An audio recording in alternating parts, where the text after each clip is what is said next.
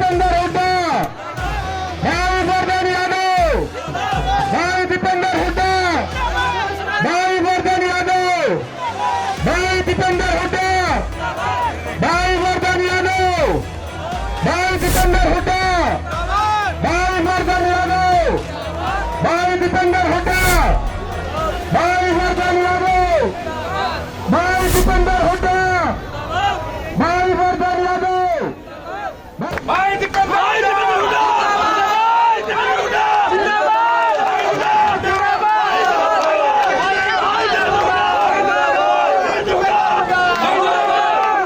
राम राम जी सबको, राम राम जी, राम राम जी। राम राम जी।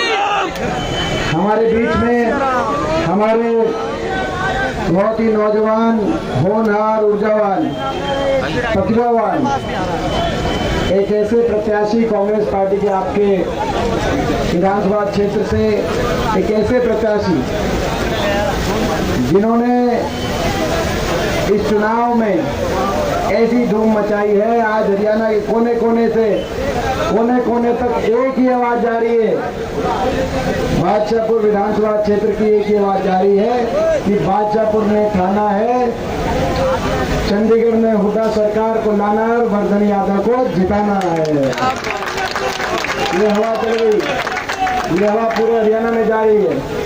जिस तरीके से इन्होंने दिन रात आपके बीच में रहकर इन्होंने इस चुनाव में अपने कदम बढ़ाए हैं, आप देख सकते हैं कितनी ऊर्जा, प्रतिभा इस नौजवान में छिपी है, कितनी आपकी सेवा करने की मन में इनका कितना जबरदस्त संकल्प होगा, आप अंदाजा लगा सकते हैं।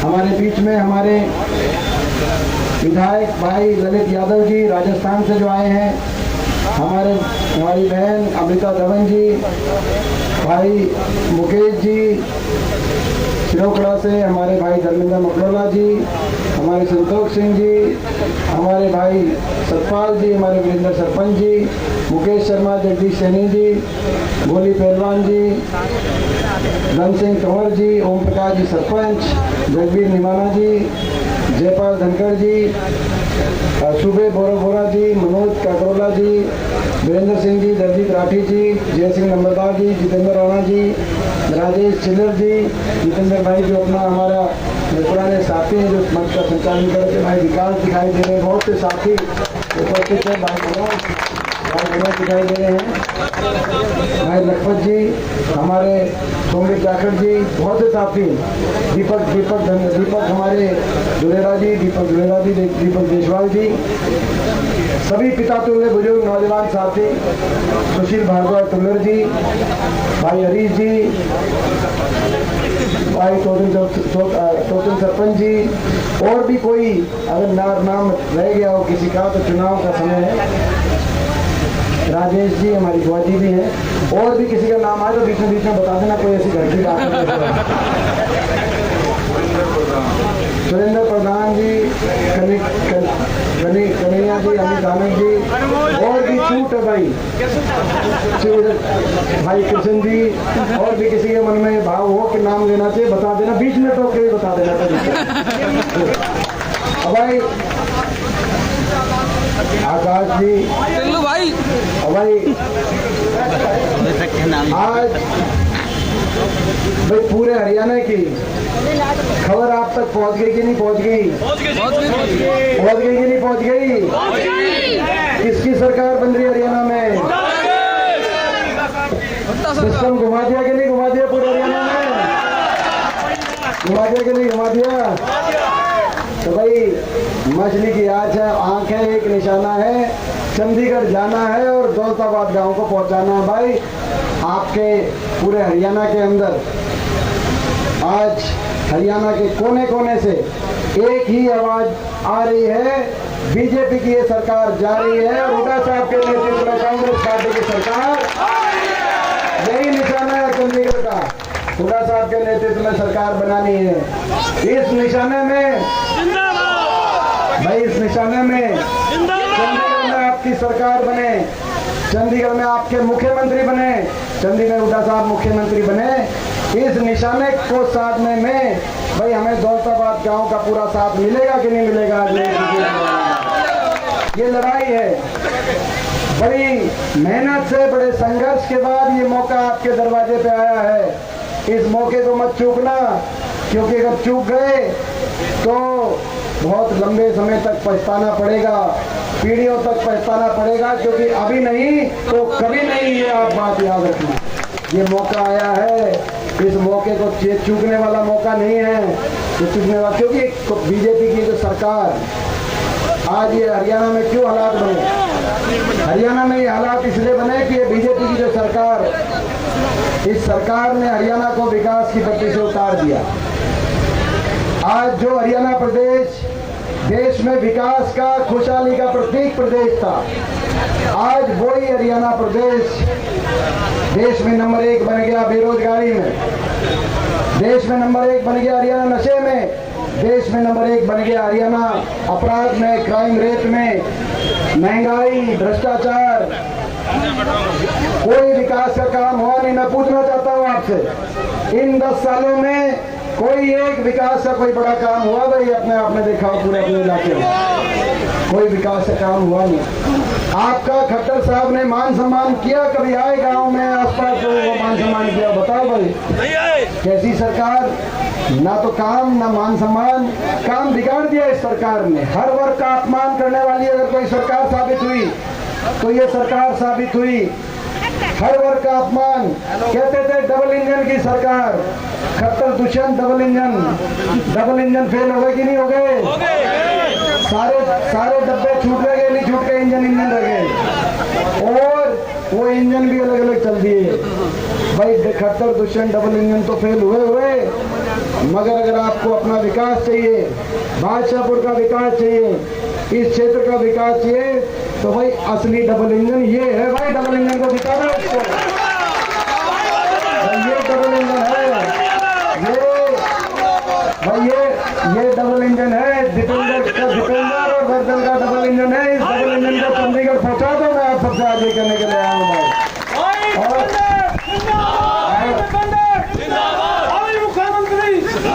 भाई आपसे साथ मांगने के लिए मैं आया हूँ, वर्धन और दीपेंद्र के इस डबल इंजन को आप चंडीगढ़ पहुंचा दो, और आपके लिए 8 तारीख के बाद मीटर हम खींच देंगे भाई, सारे काम हो गए तो कमी नहीं छोड़ेंगे। नौजवानों को मौका दोगे कि नहीं दोगे? हरियाणा में, चंडीगढ़ में अपनी सरकार और अपना मुख्यमंत्री बनाओगे कि नहीं बनाओगे? इतने नासमझ तो नहीं हो कि ये मौका भी चूक जाओगे, क्योंकि ये मौका चूक गए तो आने वाली पीढ़ियों को आप और हम जवाब नहीं दे पाएंगे। आप मेरी बात समझना, कितना नुकसान किया बीजेपी की सरकार ने, आप अंदाजा लगा के देखना। कोई ऐसा वर्ग नहीं जिसको सड़क पर ना लाया उस बीजेपी सरकार ने, कोई ऐसा वर्ग नहीं जिसको उलझाया ना हो। उलझा दिया, लोगों को उलझा दिया, प्रॉपर्टी आईडी में, फैमिली आईडी में, पोर्टलों में, नौजवानों को उलझा दिया, सीटी में, कच्ची भर्ती में, कौशल निगम बिना रिजर्वेशन बिना पेंशन की भर्ती कर दी 1.5 लाख, कौशल निगम की भर्ती, अग्निवीर की भर्ती, हर वर्ग को सड़क पर लाने वाली ये सरकार, बाबा साहब भीमराव अम्बेडकर जी के संविधान की हत्या करने वाली ये सरकार, 750 किसानों की जान की कुर्बानी होने वाली सरकार, कितनी नफरत इस सरकार के दिल में आपके प्रति होगी।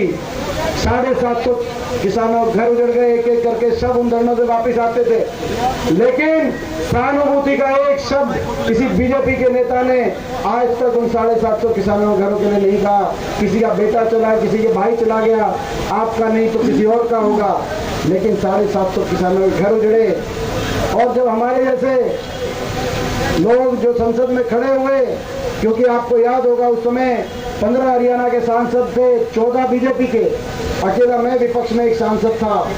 तो विपक्ष के सांसद के रूप में जब मैं खड़ा हुआ और मैंने सरकार से कहा कि आप किसान की बात नहीं मानते तो कम से कम सहानुभूति के 2 बोल दो, ये भी देश के नागरिक हैं। सारी देश के बीजेपी के सांसद टूट के पड़े। आपने वो दृश्य देखे होंगे, कितना अकेलापन मैंने महसूस किया होगा।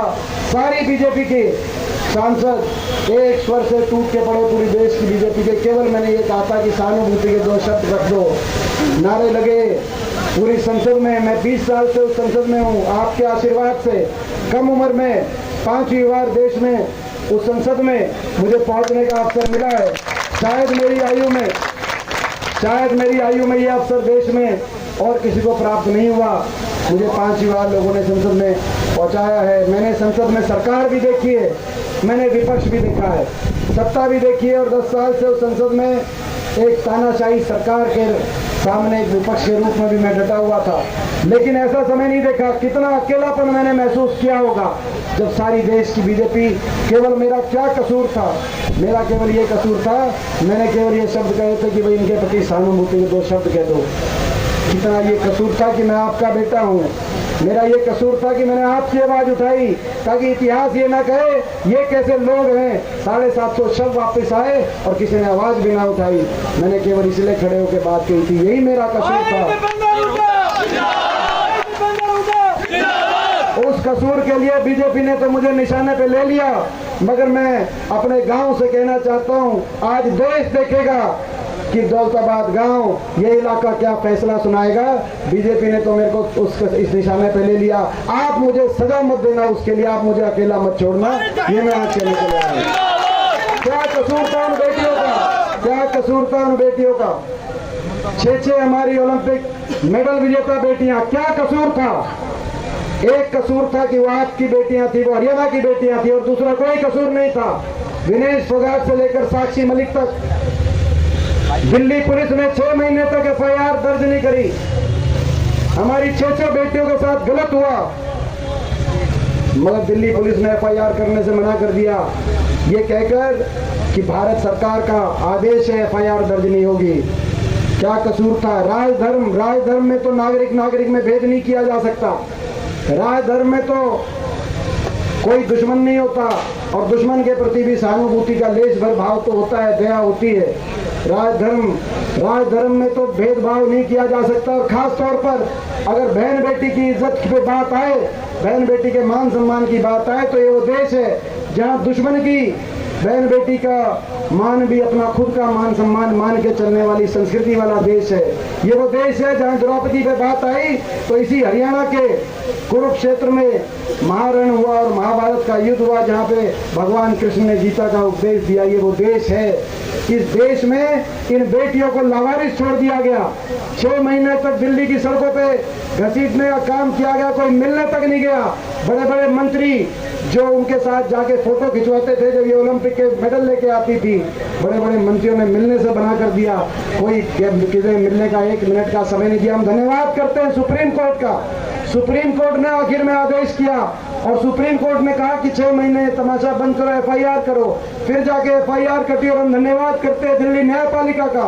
दिल्ली न्यायपालिका ने आरोप तय कर दिए कि आरोपी बीजेपी सांसद ने उन 6 बेटियों के साथ गलत काम किया था। दिल्ली हाई कोर्ट ने सबूत जब मिले तो आरोप तय कर दिए। लेकिन देश की सरकार ने कितना घोर अन्याय किया आपके साथ। दिल में आपके लिए भेदभाव का कितना भाव होगा, आपके लिए घृणा का कितना भाव होगा। हरियाणा की बेटियां थी, इसीलिए इतना बड़ा अन्याय आपके साथ।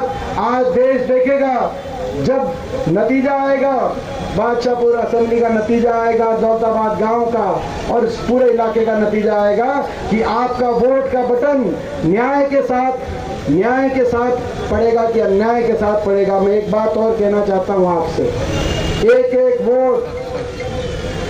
एक वोट जो मेरे भाई वर्धन यादव को हाथ के निशान पे जाएगा, वही एक एक वोट जो वर्धन को जाएगा, वही एक एक वोट दीपेंद्र की झोली में भी जाएगा।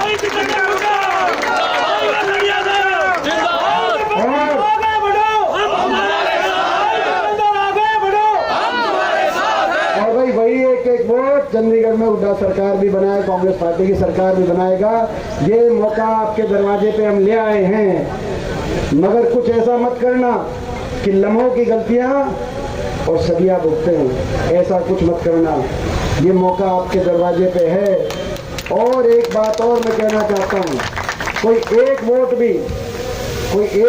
भी किसी वजह से इधर उधर जाएगी, अगर कोई भाजपा को तो साफ करना ही करना, मगर साथ में अगर कोई एक वोट भी कहीं निर्दलीय या कहीं और चली जाएगी, वो हर वोट बीजेपी को फायदा पहुंचाएगी। ये भी बात मैं आपके बीच में कहने देना। एक वोट भी कोई इधर उधर जाएगी। पिछली बार आपके बीच में आए थे, दुष्यंत चौटाला हरियाणा की राजनीति में ये कह के आए थे कि अब की बार बीजेपी को करेंगे जमुना पार, लेकिन लोगों ने तो कर दी थी बीजेपी को जमुना पार। दुष्यंत चौटाला ने बना दी फिर बीजेपी की सरकार और खट्टर और दुष्यंत बन गए पक्के यार। यही कहानी बनी। और इस बार आपने देखा होगा खट्टर साहब का बयान देखा होगा कि प्रदेश में नाराजगी बीजेपी से काफी है, लेकिन कई हमारे निर्दलीय उम्मीदवार के रूप में कई हमारे साथी मैदान में हैं जो कांग्रेस की वोट में सेंध लगाकर, विपक्ष की वोट में सेंध लगाकर दोबारा से बीजेपी को सत्ता में पहुंचाने का काम करेंगे। खट्टर साहब का बयान फतेहाबाद से एक हफ्ते पहले का बयान आपने देखा होगा, आप समझ सकते हो। तो भाई ये धर्म की लड़ाई है, न्याय अन्याय की लड़ाई है, आपकी सरकार हरियाणा को आगे लेके जाने की लड़ाई है, बाबा साहब भीमराव अंबेडकर जी के संविधान को बचाए रखने की लड़ाई है, जय जवान जय किसान के नारे की गूंज हरियाणा में बचाए रखने की लड़ाई है, हरियाणा के भविष्य की लड़ाई है। इस लड़ाई में आपका साथ मैं मांगने आया हूँ। मैं यही आपसे मैं आग्रह अपील करता हूँ और मुझे विश्वास है कि भाई ऐसे मौके पर जब हमें आपके साथ की जरूरत है और आपको हमारे साथ की जरूरत है हरियाणा को आगे लेके जाने के लिए, भाई ऐसे मौके पर अपने गांव की 36 बिरादरी का पूरा सहयोग भाई मिलेगा कि नहीं मिलेगा? वर्धन को एक बार हाथ लगा के क्या बताओ भाई पूरा। अब भाई इससे बढ़िया वर्धन से बढ़िया, अब भाई वर्धन से बढ़िया देखो नौजवान है कि नहीं है? नौजवान ऊर्जावान है कि नहीं है? और भाई मेरा भाई है कि नहीं है? दीपेंद्र का भाई है कि नहीं भाई? तो भाई ये वोट एक है, आपको फायदे नहीं, वोट एक फायदे नहीं। वर्धन को तो बनाओगे मगर साथ में दीपेंद्र को भी पहुंचा दोगे चंडीगढ़, बता रहा हूँ आपको। ये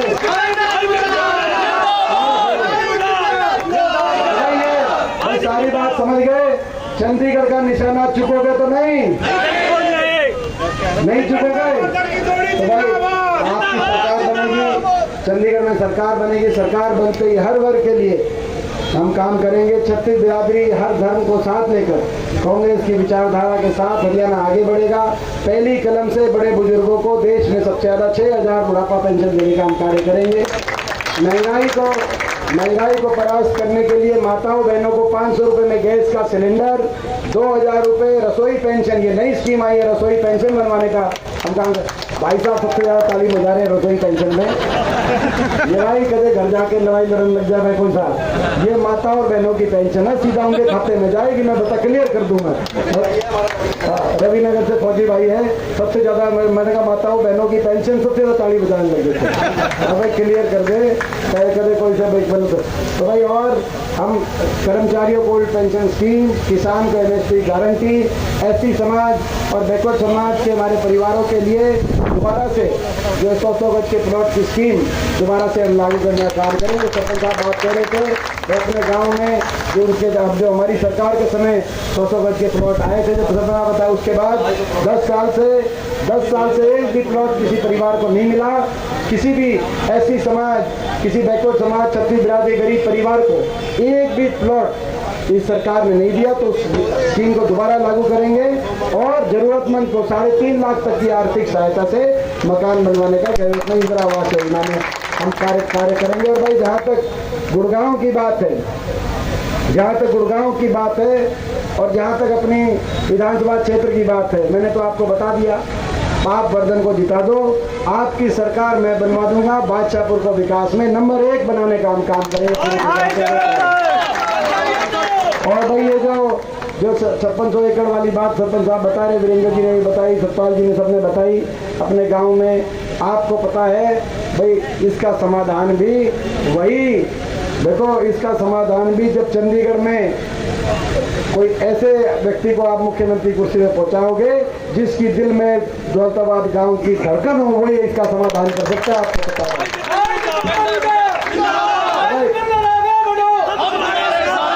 भाई ये इसका कराएंगे, इसका भी समाधान कराएंगे। लेकिन भाई अब ये चूकना मत। ये भाई बताओ फैसला गांव का मैंने जो कही है भाई, इसमें भाई गांव का पूरा साथ सहयोग मिलेगा, कोई उलाना तो नहीं हो जाएगा।